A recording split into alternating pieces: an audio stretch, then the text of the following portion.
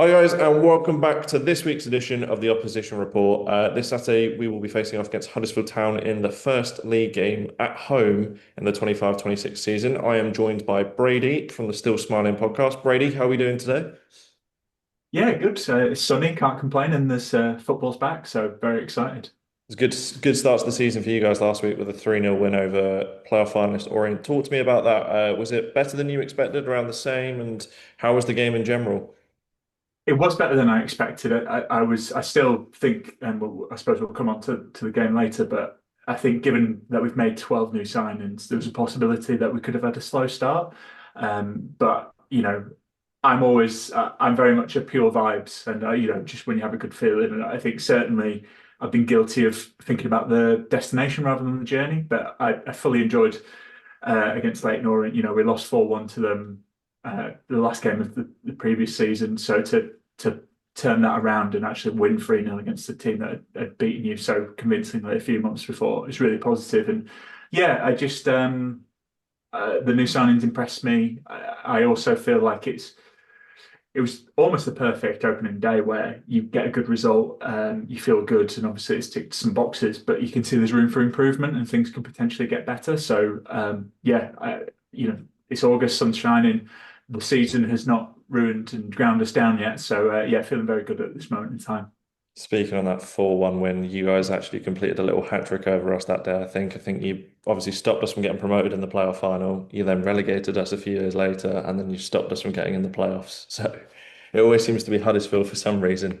Um, Lee Grant, obviously, newly appointed manager, was his first game. What are your overall feelings on the appointment and him in general? I mean, I know you've only seen one game, but what type of style is he looking to implement at Huddersfield? Well, he is a much more positive attacking style. I would say is the obvious thing. Again, we can kind of get bogged down in formations, but I suppose he was mainly setting up in a 4-2-3-1, which is what he's done throughout pre-season, but also against Leyton Orient last week. Um, I'm impressed by him.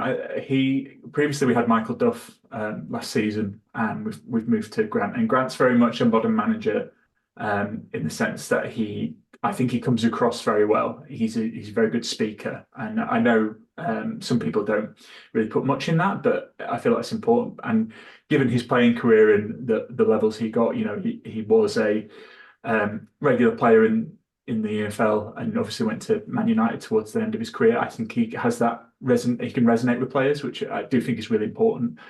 But yeah, his I do think he's a good talker, and I could see why players would buy into that. Again, obviously the proof's in the pudding, as it were. But I've been very impressed. I've been quietly impressed, and you can see when he's talking just how people can buy in. You could feel a buzz when you been around the stadium in the lead up to the game, and yeah, I think potentially we've seen what managers in this division who are unproven, untested. I suppose that was the only concern in terms of he's never managed before. But you look at Chris Davis with Birmingham last season, you look at John Mousinho at Portsmouth.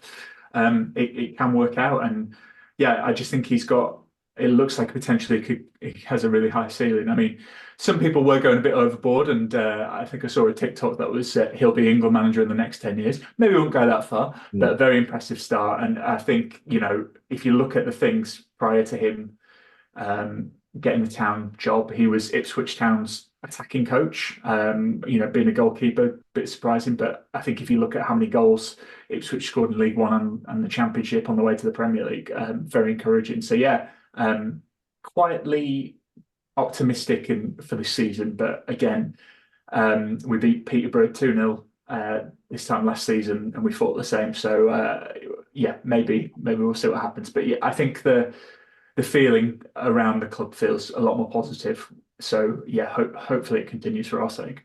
Let's move on to the thing that's probably making all of you Town fans very, very, very positive. Your transfer business, there's been a lot of it. I'll run through it quickly for the Reading fans that may not be aware. Obviously, Jack Watmore's come in for an undisclosed fee, Marcus McGuane for an undisclosed fee, Owen Goodman on loan, Josh Feeney on loan, Lyndon Gooch, Murray Wallace, Joe Lowe, Sean Rowan, Marcus Harness, and Ryan Ledson free.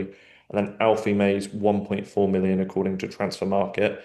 And then outgoing, you've had Matty Pearson leave the club, Josh Koroma, Sorba Thomas, Brody Spencer, Chris Maxwell, Jonathan Hogg, Ollie Turton, Josh Ruffles, Danny Ward, and Tom Lees. So a very, very sort of transitional period, I guess, with a lot of people going, but you've brought in more than enough quality for this level.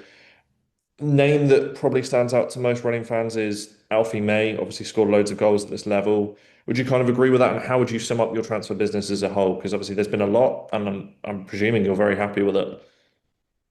Yeah, I am. I think, yeah, Alfie May, really pleased with that signing. And again, I think, in an ideal world with recruitment, you maybe want to bring in young players who have that potential. But sometimes I do think you just need to get someone who's been there and done that. And, Alfie May, you're right, it's probably the eye-catching one there. 16 goals last season for Birmingham, and it didn't start.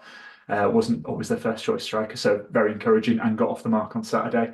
I've been really impressed with the business. One of the reasons we started this podcast, and it's called Still Smiling, is, to be completely honest, it's been difficult and disappointing at times supporting Huddersfield over the past couple of years. So the positivity has been few and far in between. And I think the most encouraging thing before Lee Grant came into the building was it was a proper rebuild. I think it was 11 players released, as you kind of touched on, and also some players who had given really good service to Huddersfield. Jonathan Hogg obviously been here for, I think it was 12 years. Tom Lees, experienced at this level, Matty Pearson. But I do just think, I've never been a professional, but I've certainly been in environments where maybe things need freshening up, and maybe it's just good for everyone to move on. And that certainly feels the case. That's not to put down on any players who played for us previously, but I think given kind of from 2022 when we reached the player final, and won't go into that, but obviously there was some controversy around that final as well. Yeah. I just think the club's kind of not really hit the heights from that, and I think you could see it particularly last season and the season where we got relegated from the Championship. It wore heavy on some of the players, so I think that was the most encouraging thing, that we are committing to a rebuild, and you've seen with the incomings. I think they're fantastic. There's a lot of players who could have, and they've kind of said this.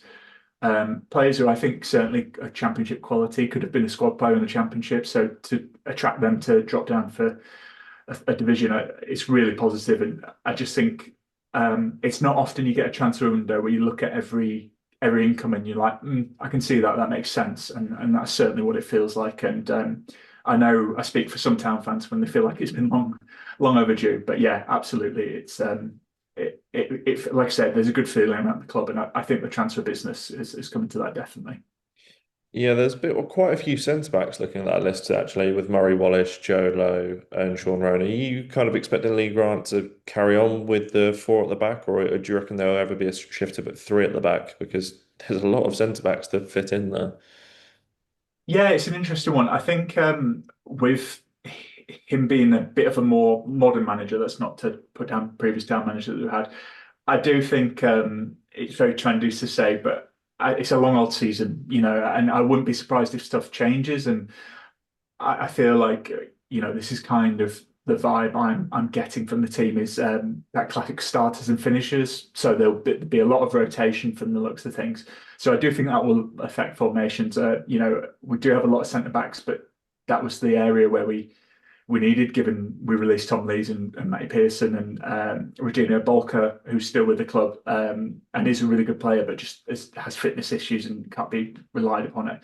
And Brady Spencer obviously left, can play across the back line, so it's where we needed. And I do think it allows us for flexibility, and that's something we've suffered for. I'm friends with David Hartrick, who's the Opta analyst for Huddersfield Town, and he's always said time and time again, which has always been good when we do opposition previews like this, is previously Huddersfield Town have been very predictable and very easy to kind of analyse and set up against, whereas I do think we have that depth now that allows us to be tactically flexible. So I'd expect it to be a four back four on Saturday, but again, personally, I feel like we can get quite bogged down in formations, and I wouldn't be surprised if you see it turn into a back three, or a back five maybe for under the cosh. So yeah, a lot of flexibility, which is what I think the team needed.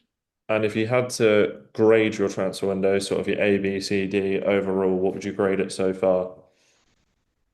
Well, that's a good question. I think definitely an A. I wouldn't go for an A plus, because I just think Marcus Harness, who's come in and been really good, he's got a knock and he's going to miss the game. at the weekend, and I do think that's actually the kind of right wing areas where we're a little light. But I think the business has been really good, and you know, I would say fair play to the club. They've clearly backed their new man. So I think it's been really impressive. I think you'd struggle to find most Town fans who wouldn't be grading it quite highly. And let's move on to the game itself now. So 12:30 kick, obviously on Sky. I believe it's on the red button, Sky Red Button. Uh, as a Reading fan, who do we need to watch out for on Saturday? Who's the player that's going to cause us the most damage? Obviously, we know Alfie Mason. We've spoken about him, but is there anyone else in that Huddersfield team that we might not be aware of that you think could cause us a lot of problems? Yeah, the one who immediately came to mind for me was Ben Wiles. Actually, he didn't score against Leyton Orient, but he was very involved. He hit the post twice. Actually, he won a penalty for the second goal. Um, he's one of we've seen the heights he's hit in this division previously with Rotherham, and he did have quite a good goal scoring record and assists last season. And he looked up for it. He looks a bit, um, I'd even say a little bit leaner and a bit fitter than he did maybe last season. So yeah, he's one to watch. Certainly catches the eye.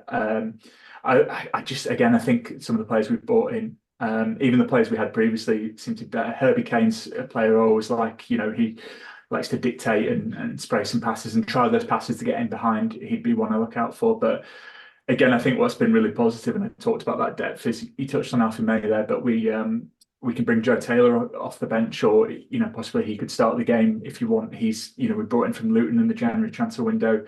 He's come back. He looks like he's put on some muscle. He got really fit, and has been pretty good in pre-season. So I do just think we have a lot of options, and I suppose I have to pinch myself really because it's not been like that for a few years. So yeah, I think there's a lot of players who could potentially do positive things for Huddersfield on Saturday. And score predictions for the game? What are you expecting? Well, yeah, it's an interesting one because I think obviously, first time game of the season, Reading didn't get off the start maybe you'd want. So I think you're always looking for a response.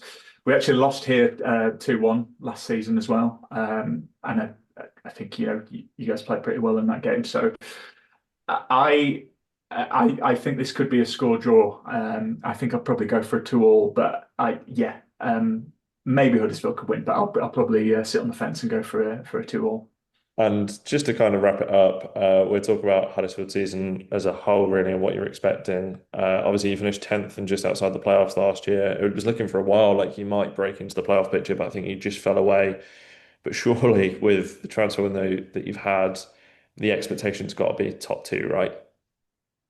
I think so, and I feel like the club are aware of that, but maybe not wanting to commit because they've gone to caught themselves into trouble by kind of admitting that before. But I predicted us to be third place, but I think just due to us having a slow start and we've not got a number 10, although we've brought in Leo Castledine on loan from Chelsea, so I think that's maybe an area we need to look at. That would probably push us into the top two, but again, it's always interesting. I think particularly when you look at the teams that come down, Luton and Cardiff, you kind of be interested to see how they do. But yeah, I think Huddersfield have got the squad to certainly be in the best three teams. It's just yeah, like we said, the manager is I suppose the unproven thing here. But Hayes got off to a good start. But yeah, I went third, but I think you're right. That's probably because I'm being a bit more guarded. They probably should be aiming for top two for sure. Do you like sort of it's a bit of an odd question, but do you like sort of the pressure and the expectation that's kind of around Huddersfield? Because for me, from an outside, when I'm assessing Huddersfield, I'm looking at Huddersfield and reading like places like not the top 20 or Sky, there seems to be this expectation that Huddersfield are going to push towards the top of the league. As a town fan yourself, do you like that pressure and do you like all the eyes being on you, or would you rather sort of fly under the radar and sort of sneak through a promotion? It's a really good question. I think I'm not used to it, put it that way, given the last couple of years. I think we've been towards the bottom end of the table. I suppose the thing is, when you do the business that Huddersfield have done, it is eye-catching. So you can't really fly under the radar if you're making that many signings, 12 signings. So I think it's just something that the team will have to manage. And I think, we've established like a new leadership group. We've got Ryan Ledson as our captain for the season, experienced players, and that comes with it. Yes, maybe I would like us to fly under the radar, but I don't think we'll be able to. Given the business we've done. So it'll be really interesting. And we talk a lot about mentality in football, and that will be when we have kind of our first wobbly patch because every team does during a long old season like this. It'll be interesting to see how that's tested. But yeah, I would like us to fly under the radar, but I just don't really think it's possible. That's great. Well, thank you for your time today, Brady. Where can Reading fans and maybe some EFL fans that are watching this, where can they check out your stuff? Obviously, the Still Smiling podcast. Is there anywhere else you want to plug whilst you're on here? Well, yeah, we're quite Huddersfield specific, but yeah, still smiling. We kind of do like the My Town series, which is Desert Island Discs with players and former managers. So we've had some kind of EFL stalwarts, so mostly Huddersfield related, but we do touch on other stuff. So if any Reading fans are inclined, we've had podcasts with Lee Peltier recently, Sean Scannell, people like that. So yeah, if that's of any interest, do check it out. But I appreciate not your tribe, so maybe not for you. But yeah, if you want to have a look, that's where you can find us. Perfect. Thank you, Brady. Best of luck for Saturday. Hopefully, not too much luck. I'm hoping we can get our first 3 points of the season and get off the mark and score a goal or two. But thank you, everyone, for watching. Leave a like and subscribe, and come on, you R's.